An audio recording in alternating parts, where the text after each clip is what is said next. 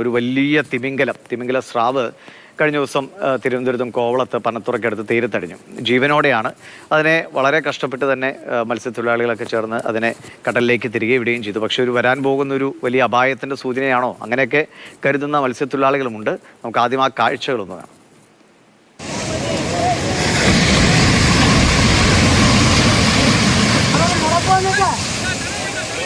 മനുഷ്യജീവനുകൾക്ക് പോലും അധികം വിലയില്ലാതായിക്കൊണ്ടിരിക്കുന്ന ഈ സമയത്താണ് സ്വന്തം ജീവൻ പോലും പണയം വെച്ച് ഒരു കൂട്ടം മത്സ്യത്തൊഴിലാളികൾ തിമിംഗല സ്രാവിനെ രക്ഷപ്പെടുത്തിയത്.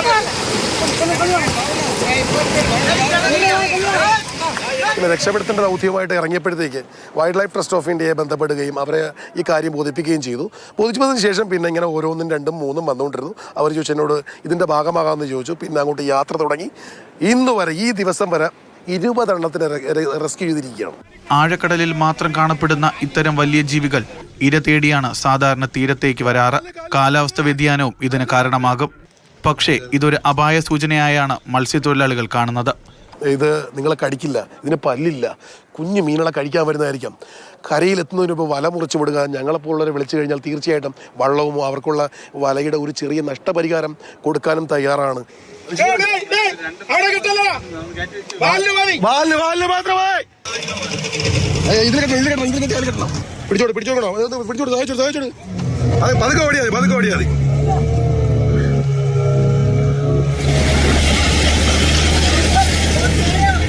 ശരീരം നിറയെ വെളുത്ത നിറത്തിൽ പുള്ളികളുള്ളതിനാൽ ഇവയെ വെള്ളുടുമ്പ് സ്രാവെന്നും വിളിക്കാറുണ്ട്.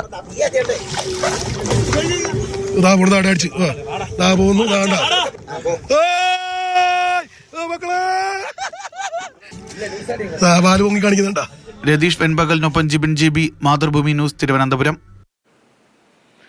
ജീവനെ ഇങ്ങനെ സാധാരണഗതിയിലെ ചത്ത് തീരത്തടിഞ്ഞു എന്ന വാർത്തകൾ നമ്മൾ പലപ്പോഴും കണ്ടിട്ടുണ്ട്. പക്ഷേ ഇങ്ങനെ ജീവനോടെ അതിനെ സുരക്ഷിതമായി തിരിച്ചുവിടാൻ പറ്റിയത് ഏറ്റവും വലിയ കാര്യമാണ്. ഇപ്പോൾ അദ്ദേഹം പറയുന്ന പോലെ അവരങ്ങനെ കുറേ നാളായി അദ്ദേഹവും ഈ ഒരു ദൗത്യങ്ങളൊക്കെ തുടരുന്നുവെന്നാണ്. ഇത് ഏത് ഭാഗത്തൊക്കെയാണ് പ്രധാനമായി കാണുന്നത്? അതിൻ്റെ ഒരു കാരണമായിട്ട് അവർക്ക് തോന്നുന്നത് എന്താണ്?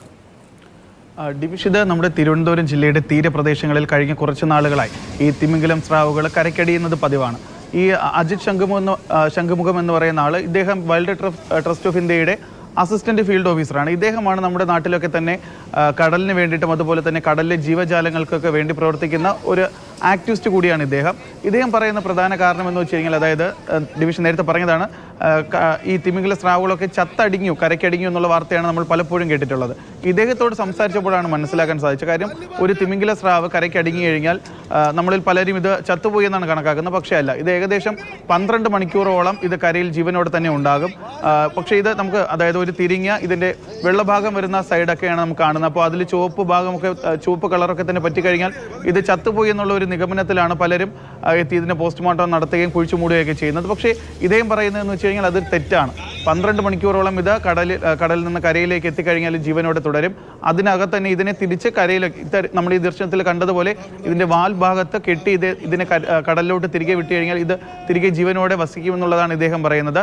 പക്ഷേ അതിലും ശ്രദ്ധിക്കേണ്ട കാര്യങ്ങളുണ്ട്. കാരണം ഇതിൻ്റെ വാലെന്ന് പറയുന്നത്, ഈ തിമിംഗലം സ്രാവിൻ്റെ വാലെന്ന് പറയുന്നത് വാള് പോലെയാണ്, വാളോളം മൂർച്ചയുണ്ടെന്നാണ് ഇദ്ദേഹം പറയുന്നത്. അതുകൊണ്ട് തന്നെ ഈ നമ്മളിതിനെ രക്ഷപ്പെടുത്താൻ ശ്രമിക്കുന്നതിനിടയിൽ നമുക്ക് പോലും ജീവഹാനി പറ്റാവുന്ന തരത്തിലുള്ള ഒരു കാര്യം കൂടെ, മുൻകരുതലുകളും നമ്മൾ എടുക്കേണ്ടതുണ്ട്. പക്ഷേ എടുത്തു പറയേണ്ട ഒരു കാര്യമെന്ന് പറയുന്നത്, ഈ തിമിംഗലം സ്രാവ് എന്ന് പറയുന്നത് കടലിലെ വലിയൊരു ജീവിയാണെങ്കിൽ പോലും കടലിൽ ഏറ്റവും കൂടുതൽ സ്നേഹമുള്ളതും അതുപോലെ തന്നെ മറ്റുള്ളവരെ ആക്രമിക്കാനും ഒന്നും തന്നെ തയ്യാറാകാത്ത ഒരു ജീവി കൂടിയാണ് ഈ തിമിംഗല സ്രാവ്.